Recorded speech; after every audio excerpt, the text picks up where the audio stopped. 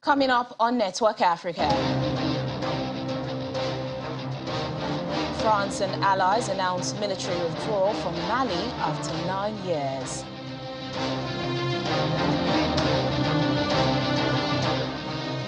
Concerns over Ukraine crisis delays start of AU-EU summit in Brussels.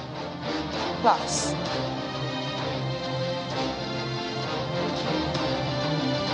exiled Tanzanian opposition leader meets President Samia Suluhu in Brussels.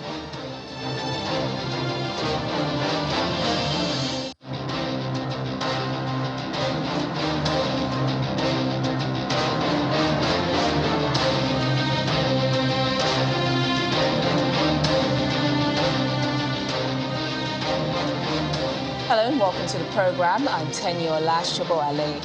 France and its allies in a European force have announced they will begin withdrawing troops from Mali after almost a decade fighting an armed unrest. The troops have been involved in the fight against Islamist militants in the country since 2013. French President Emmanuel Macron says the decision to leave followed a breakdown in diplomatic relations amid growing hostility from Mali's governing military leaders. The forces will be redeployed elsewhere in Africa's Sahel region. Relations between France and Mali have deteriorated since the ruling military junta went back on an agreement to organize an election in February and propose holding power until 2025. It has also deployed Russian private military contractors, which some European countries have said is incompatible with their mission. Leaving Mali, the epicenter for years of the militant threat, has raised concerns of an emboldened insurgency across the Sahel region. But French President Emmanuel Macron says neighboring Niger has agreed to host European forces fighting Islamists. We cannot remain involved military-wise alongside a de facto authority whose strategy or hidden objectives we don't share. This is the situation that we're facing in Mali today. The fight against terrorism cannot justify everything. It should not, under a pretext of absolute priority, be transformed into a practice of indefinitely maintaining power. It also could not justify an escalation of violence through the use of mercenaries, whose abuses are documented in the Central African Republic and whose use of force is not regulated by any rule or convention. In these conditions, France and its partners involved in the fight against terrorism, meaning the countries participating in the Takuba task force, have decided to withdraw their military presence in Mali. The French president has also refuted claims that the withdrawal is an acceptance of failure and insists that France remains committed to dealing with Islamic insurgencies in the region. Successive coups in Mali, Chad and Burkina Faso, all ex-French colonies, have weakened France's West African alliances, aided jihadists who control large swaths of the territory, and opened the door for Russia to fill the vacuum. France has had troops in Mali since 2013, when it intervened to drive back Islamist militants advancing on the capital. The militants have since regrouped and are waging an increasingly bloody insurgency across the region. The planned withdrawal, which is expected to happen over a 4 to 6 month period, was agreed at a meeting of European and African leaders in Paris on Wednesday night.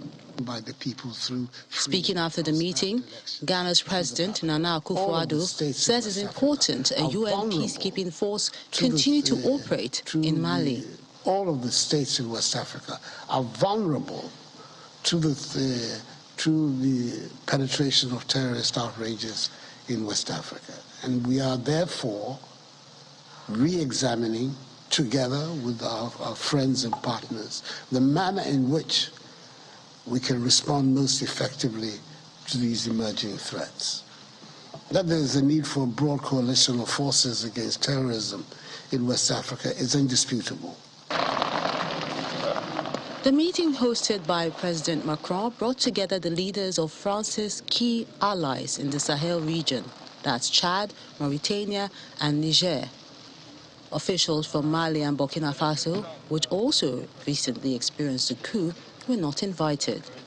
Other African leaders were present, along with the European Council President and European Commission Chief, as well as the Italian Prime Minister.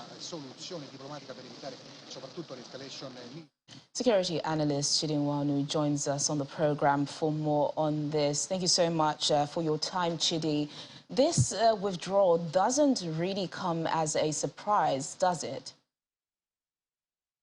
No, good afternoon. Thanks for having me. No, it's not a surprise considering how the relationship between Mali and France has deteriorated in the past few months.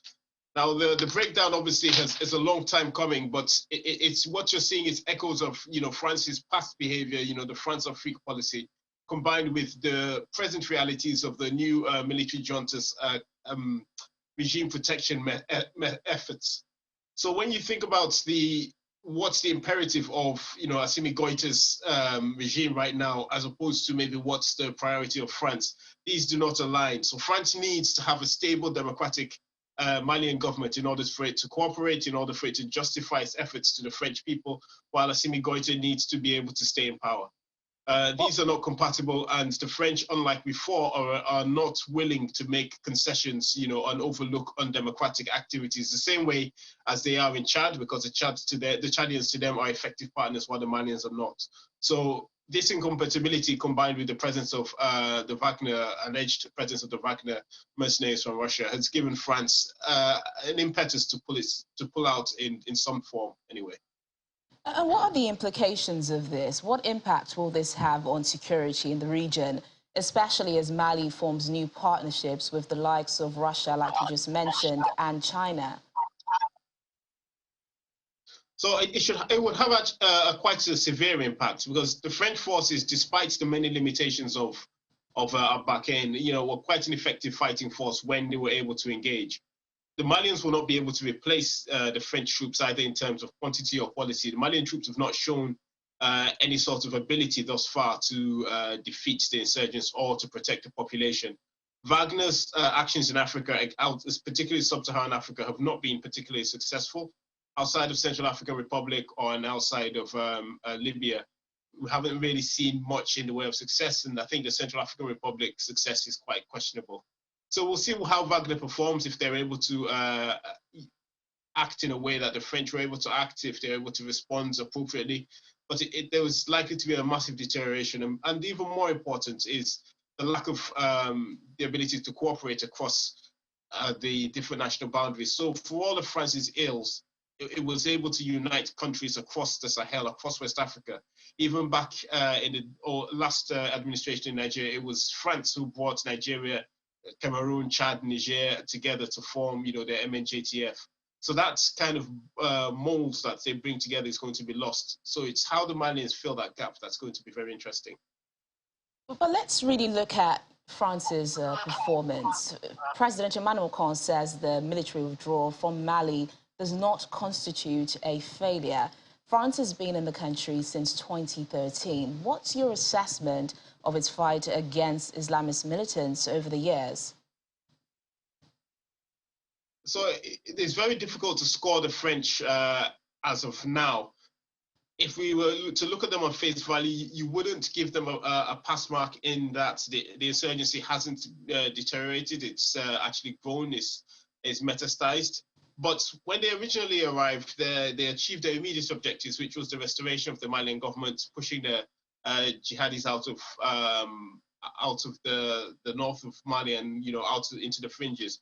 However, the follow-up, the breakdown of law and order and the increase in insurgency is not just down to the French presence, but also to the fact that the Malians themselves have not filled that gap. And the old civilian government, again, did not fulfill its mandate. And then the new military government, as I have said earlier, is more focused on regime protection and preservation than it is actually solving the security problems. And the devolution of authority to local militias has exacerbated, tribal and ethnic tensions, creating an even more complex security problem.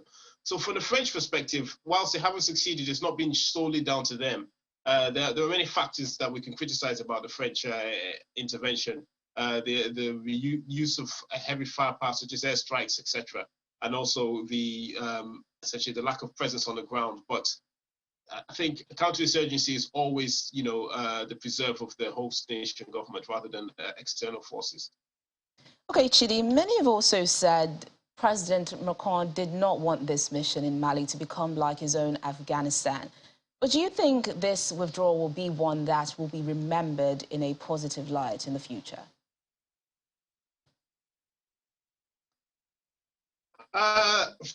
France, in its post-colonial history, has had many Afghanistan, so I don't think this one rates quite highly. If you go from Algeria to Vietnam to the various post-colonial conflicts in Africa, I mean, France has already had its fair share of military disasters. So I don't think this will rate as a military disaster. It will be a disappointment considering the high point from Observal to how it's ended now, with France essentially not leaving with its tail between its legs, but not leaving on a high note, being essentially humiliated out of Mali. And I think the French cutting their losses and leaving now rather than doing what they would have done in the old days, which would have been to depose this regime and impose their own person, is the least worst outcome. So it might not be good for the Malian people. It might not be very good for the French or for the families of the servicemen who died, but it's the least worst option. All right, then, security analyst Chidi Nwanu, thank you so much for your thoughts on the program. Thanks for having me. Our leaders from the African Union and the European Union are in Brussels for a two-day summit to strengthen relations. It comes amid tensions over the management of the COVID-19 pandemic and a recent wave of military takeovers in parts of Africa. We're hearing that there's been a slight delay to the start of the meeting due to an emergency meeting by EU leaders over the crisis in Ukraine, following reports of shelling at the border with Russia. Well, ahead of the planned meeting, the EU earmarked $170 billion for investment in Africa for green and digital projects, along with health and education. Rank Matthias, an expert in regional studies at the United Nations University, says this sixth summit is an attempt to improve relations after disputes over coronavirus vaccines, illegal migration, and the role of Russian mercenaries in Africa. The main purpose of the meeting is really to show that there's political will on both continents to harmonize the relationship, to advance and to put it on an equal footing. So it's a big diplomatic event. So the first expectation that we can have is that already it's taking place. So it's that was not a given. It's been postponed twice. The big expectation is probably that it's supposed to reconcile both sides after 2 years of pandemic, which have put a lot of stress on the relationship.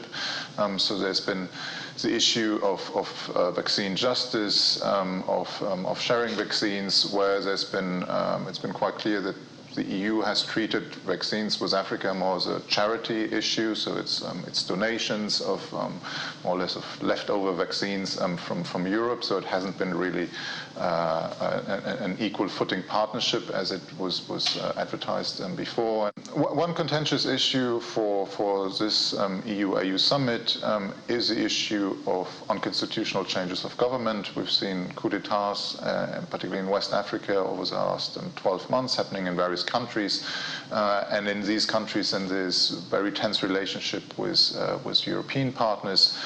So even though they are entitled to attend the summit as presidents, these military leaders would be quite awkward to see them.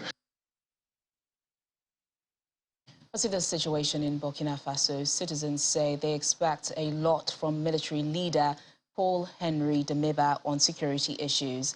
Damiba, who led a coup that overthrew President Roch Kabore on January the 24th, was sworn in as president on Wednesday and promised to deal with the mounting insecurity in the country.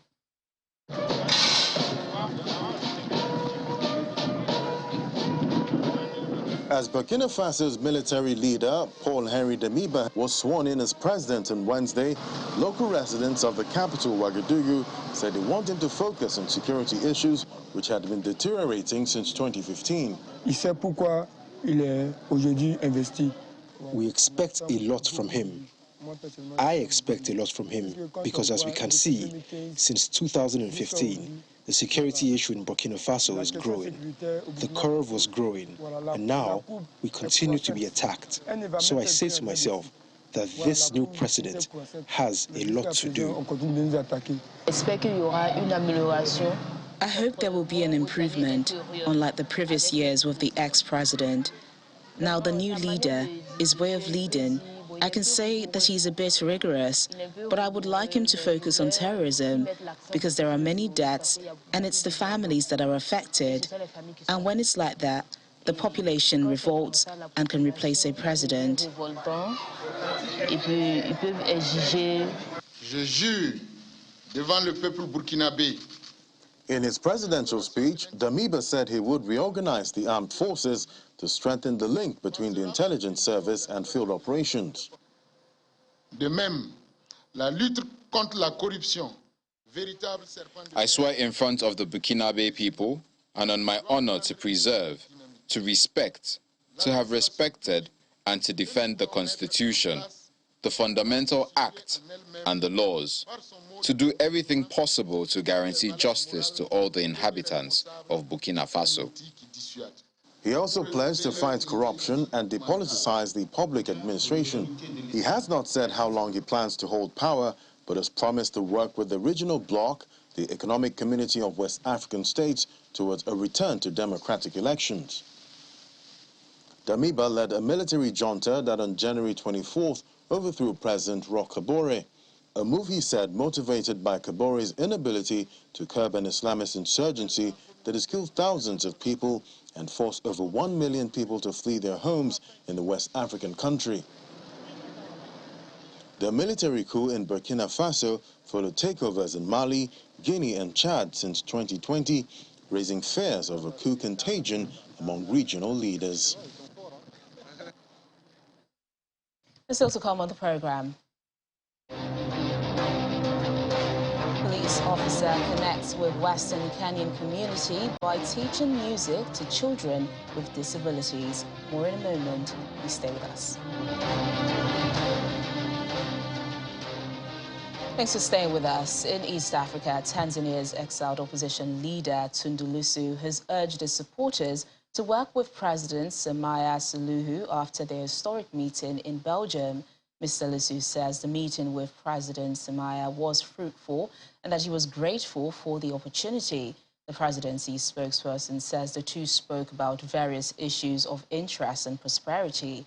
Mr. Lissu added that President Samia promised to look into the rights of the opposition, including the holding of political gatherings. He also called for the dismissal of the terrorism case against leading opposition politician Freeman Mbowe and for his own safety to be guaranteed if he returns to Tanzania.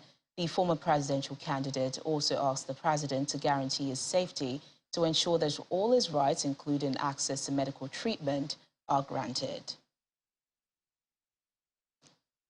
Mozambique's former president, Armando Guebuza, has given evidence in a huge corruption trial in which his son is an accused. Mr. Guebuza, who is the first former president to take the witness stand in a court case in the country, defended his government's decision to secretly borrow $2 billion to finance a fishing fleet. The power cut out several times during his testimony, which was broadcast live on local television channels. The 79-year-old said he had acted because of a threat to national security. He then told the court not to dwell on defense matters as it was not in their remit. His son, Ndambi, is one of 19 defendants on trial, accused of diverting $500 million from the loan, which was not declared to the Mozambican parliament. He has denied charges that he took bribes to persuade his father to approve the maritime deal and facilitate the secret loans. Liberia's former interim president, Amos Sawyer, has died at the age of 76. He was one of the country's most acclaimed politicians who became interim president in the 1990s as part of efforts to stop the bloody war launched by now-jailed former president Charles Taylor. Taylor and his MPFL rebels did not recognize the Sawyer leadership and prevented him from venturing outside the capital, Monrovia, throughout the four-year interim period. In post-war Liberia, Sawyer, a university professor and lecturer of political science, served as chairman of the Governance Commission.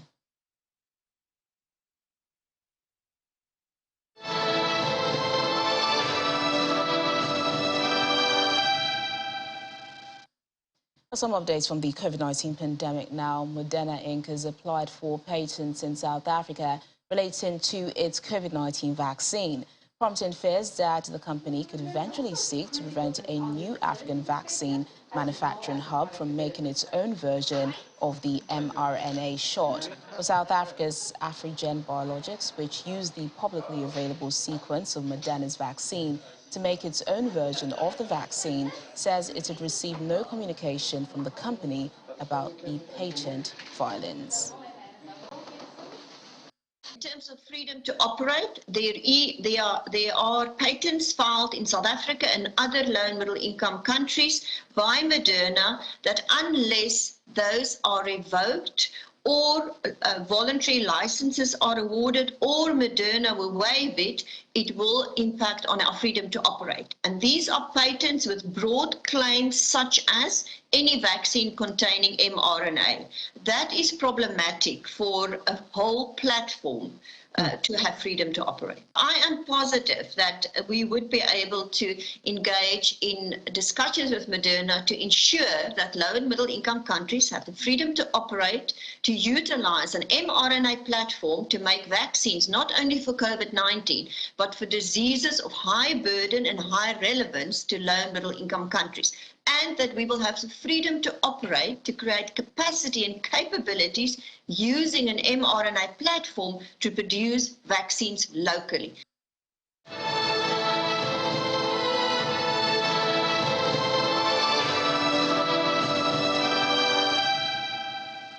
The Somali government has said that police officers accused of torturing journalists covering al-Shabaab attacks in the capital, Mogadishu, have been arrested. Interior Security Minister Abdullahi Nur says the armed forces will be accountable for their actions. The police officers reportedly targeted journalists who work for private television stations in Somalia and had gone to cover militant attacks on police stations on Tuesday. The al-Shabaab militants carried out simultaneous attacks and raided police stations in several Mogadishu districts, the latest high-profile assault by the jihadists in the city. Well, let's head to Kenya now to meet a 55-year-old senior police superintendent who teaches music to a children's band. He says teaching the children allows him to connect with the community, which sometimes yields tips on crimes, but mostly, he says, he does it for the youngsters. It's an unusual sight in Kenya, where police frequently make the headlines for extrajudicial executions, corruption and crackdowns on protesters. As he zealously conducts a Kenyan children's band, Salasio Murithi wears a broad dimpled green and his Kenyan police uniform. Here I write musical notes in letters. So you can see I can tell them to play B, A, G, C, D, something like that. And I write them on the board. When I write them on the board, they play the notes since they know the fingerings. Most of the things I'm doing here is to teach them fingerings. The 55-year-old senior police superintendent, Murithi, says teaching children allows him to connect with the community, which then sometimes yields tips on crimes, but mostly he does it for the children. I'm very happy to see I have developed and have given children something extra to do. The only sad part of it, they cannot march and go and play music outside, but we can make some performances. In future, we can try and see whether we can have some performances and play to other schools. The school in the western Kenyan town of Endebess teaches students with disabilities. Murithi has always had an affinity for music and for decades played the saxophone in the police band. But 3 years ago, he realized he wanted to share his musical talent with the members of his community most in need. This is the third year, but if need be, I would talk to my boss. I have only 3 years to go, then I retire. I would talk to my boss and ask him, please, Let me be there and teach the children, and maybe if I can get some two teachers who I can teach music, so that they can be teaching music when I live here. Head teacher Eliud Kipsang says students at St. Lillian are happier and more expressive since Murithi started teaching, and his presence has shifted their perceptions of police. It's an improvement since he came. There's a lot of friendship. The learners are willing to talk to a policeman. The officer here, Mr. Saleh, he never wears uniform. Today he has put it on the uniform, but he normally comes in civilians. So whenever learners see such an officer in civilian clothes, they are free to talk, they are free to interact. They allow the learners to touch his instruments. Murithi has 3 more years in his post, but is already trying to figure out a way to keep teaching and connecting with children at St. Lillian. Amazing stuff. And that's the program today. Thank you so much for watching. I'm Tenyola Shaboale.